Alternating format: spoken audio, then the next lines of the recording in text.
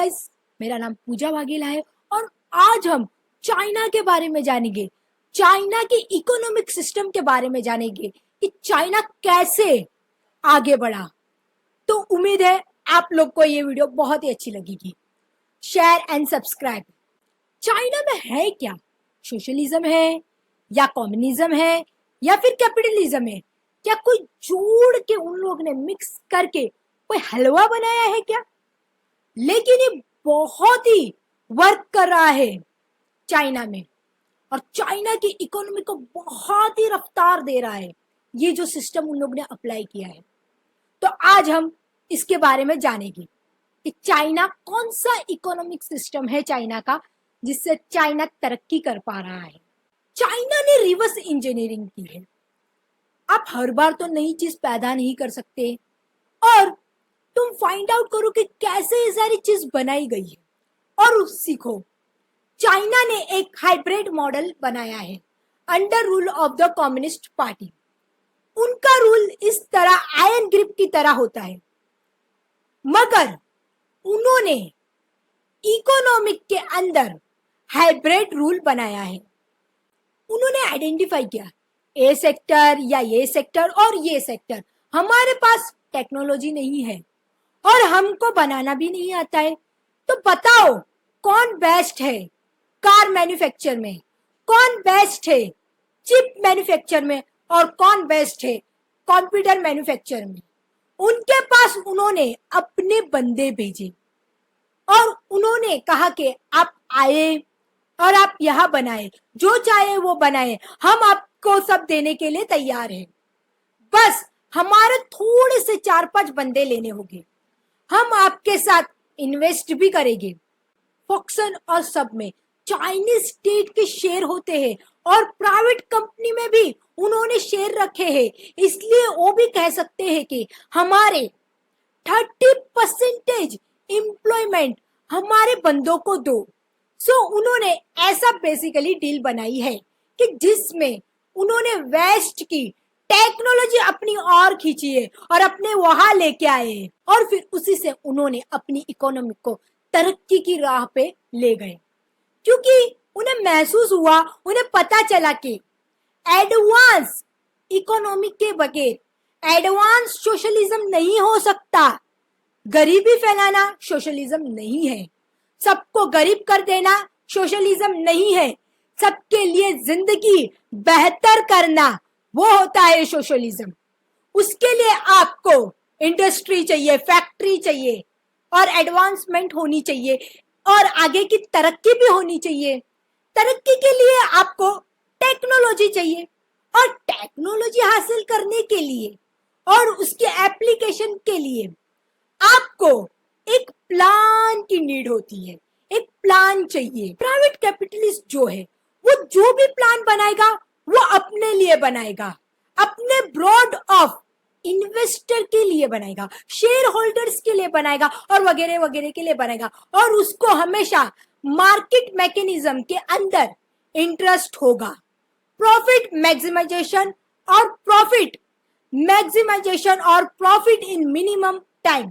तो अगर आप इन्वेस्टर है, मानिए आप इन्वेस्टर है और मैं आपको कहती हूं कि एक इन्वेस्ट कीजिए इस पर और देश की बहुत तरक्की होगी, और मैं आपको कहता ही हूं कि लेकिन आपको जो प्रॉफिट होगा वो 50 साल के बाद होगा, मगर बहुत ही ज्यादा होगा, लेकिन देश की बहुत तरक्की होगी।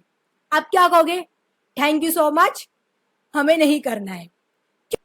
तो आप लोग मुझे कहोगे मुझे इन्वेस्ट करना है स्मॉल थिंग्स में, लो हैंगिंग फ्रूट में, जो मैं जल्दी से कैच कर लूं, जो मैं आराम से बना सकूं और जो मैं जल्दी से बेच भी सकूं, जिसमें टर्न अराउंड कर सकूं।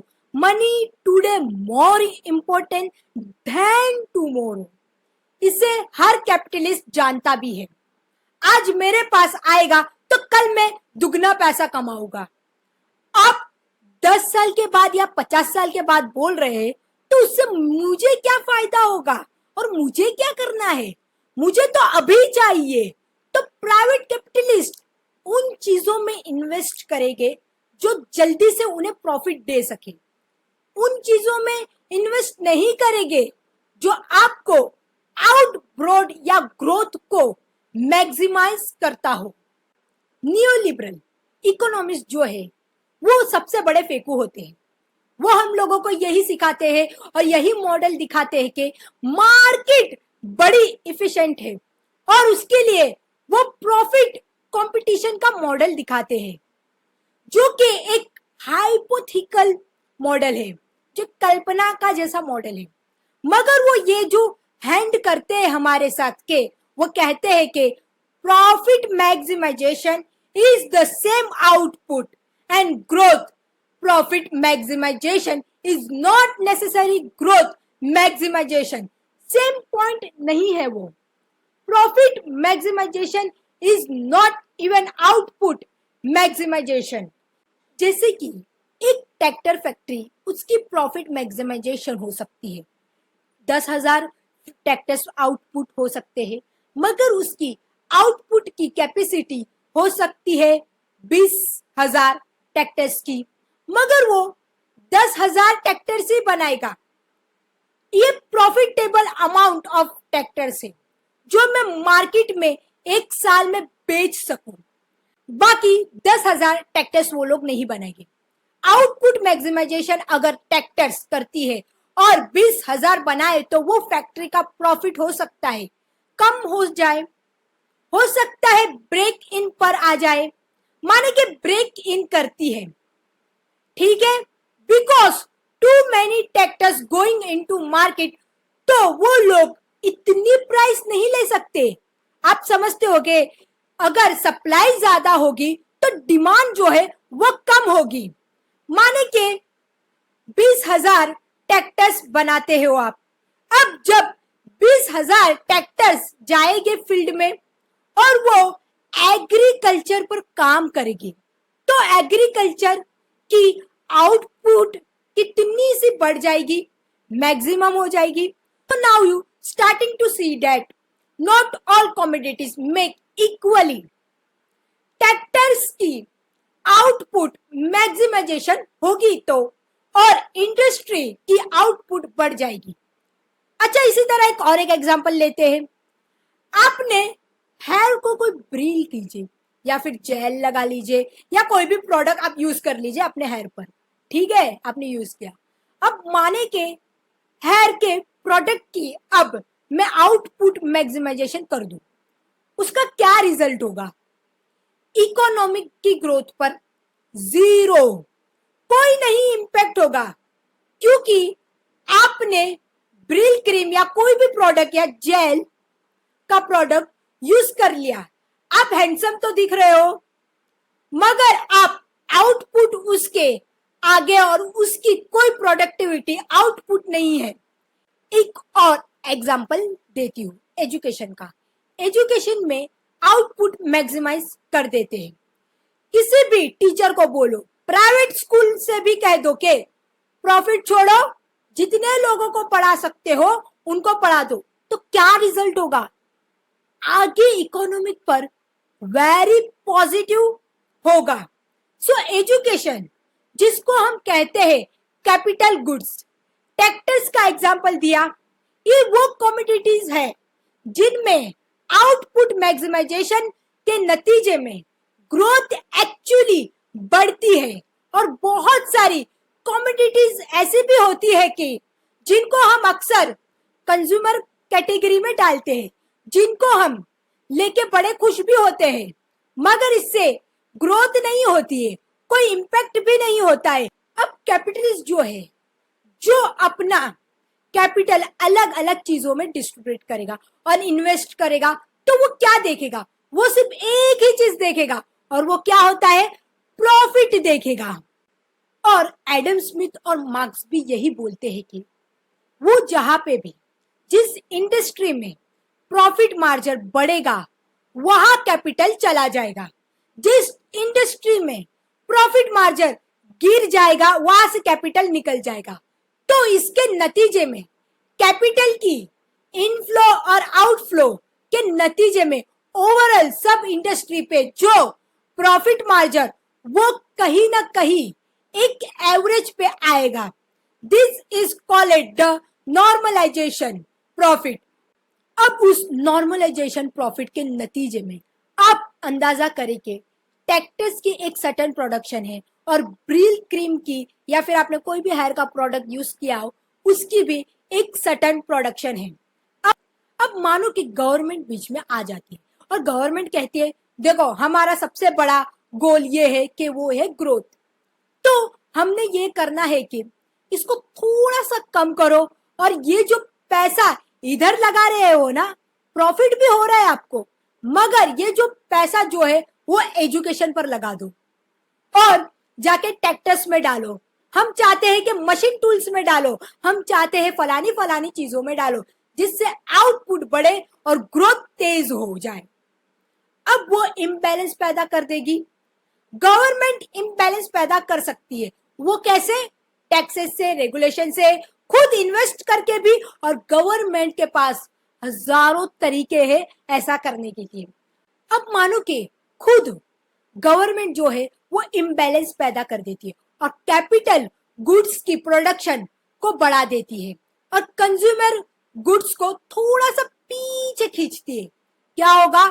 आउटपुट तेज हो जाएगी। और क्या हमारी गवर्नमेंट ऐसा करती है? बिल्कुल नहीं करती। ये सब टूल्स जो है वो एडवांस कंट्री कर चुकी है और वो एडवांस कंट्री जो है वो कर रही है स्टिल। और चाइना ने भी यही टूल यूज किया है, यही पैतरा उन्होंने यूज किया है और जर्मनी ने भी यही पैतरा यूज किया था। दूसरी चीज ये है कि सेविंग एंड इन्वेस्ट, कि कितने लोगों ने बचत कितनी की है और फिर उसको इन्वेस्ट करना है। एक देश जो है कि वो कितने अपने पैसे बचा सकता है और इन्वेस्ट कर सकता है अच्छी चीजों पर। एक टूल है कि आपने कितने पैसे बचाने हैं और किधर जाके इन्वेस्ट करना है। दूसरा ये कि किधर इन्वेस्ट किया जाए। इससे सारी गेम है और इसी में सारी गेम है और यही गेम खेलते हैं लोग। जो देश अपने पैसे बचाएगा और अच्छी जगह इन्वेस्ट करेगा उसको प्रॉफिट होगा, उसकी तरक्की होगी और वो ग्रो करेगा। जो देश अपने पैसे बचाएगी भी और सेव भी करेगी और इन्वेस्ट भी सही जगह पर करेगी जहां पे ग्रोथ होता है हकीकत में और तेज ग्रोथ होता है, तो वही जो कंट्री है आगे बढ़ सकती है। Developing the capital and invest in the things the make the economic the growth. Chinese लोगों ने ऐसा ही प्लान किया है। ये सेक्टर बढ़ रहा है तो इसमें हमें ऐसी रेगुलेशन करनी है, इसमें हमें इतना इन्वेस्ट बढ़ाना है कि, और जो वेस्ट भी और चाइनीज भी यही सेक्टर जो है वर्क कर रहा है और इसी से हमें ग्रोथ होगा, उसी में हम पैसे लगाएंगे। और जो कंज्यूमर है जो ग्रोथ भी कर रहा है मगर इकोनॉमिक और ग्रोथ में कोई इफेक्ट नहीं डाल रहा है तो उसे हम पीछे कर लेंगे, उसमें हम ज्यादा पैसा नहीं लगाएंगे। मगर जो चीज हमें पैसा पैदा करके दे रहा है और जो चीज हमें हकीकत में ग्रोथ कर रहा है, कंट्री की ग्रोथ कर रहा है, उसी में हम पैसा लगाएंगे। जो कि ये कम्युनिस्ट ने करके दिखाया है, ये सोशलिस्ट ने करके दिखाया है, और जो सोशलिस्ट नहीं थे, कम्युनिस्ट नहीं थे, वो लोगों ने भी करके दिखाया है। जर्मनी ने करके दिखाया, जापान ने करके दिखाया। जो भी लेट इंडस्ट्रियलाइजेशन वाले हैं, जो भी लेट ग्रोथ करने वाले थे, वो लोगों ने सबने यही पैतरा यूज किया है। तो जो भी इंडस्ट्रियलाइजेशन की दौड़ में भाग रहा है और जो उन्हें कैच करना है, उन्हें पकड़ना है, तो यही पैतरा हमें यूज करना पड़ेगा जो चाइना ने यूज किया है।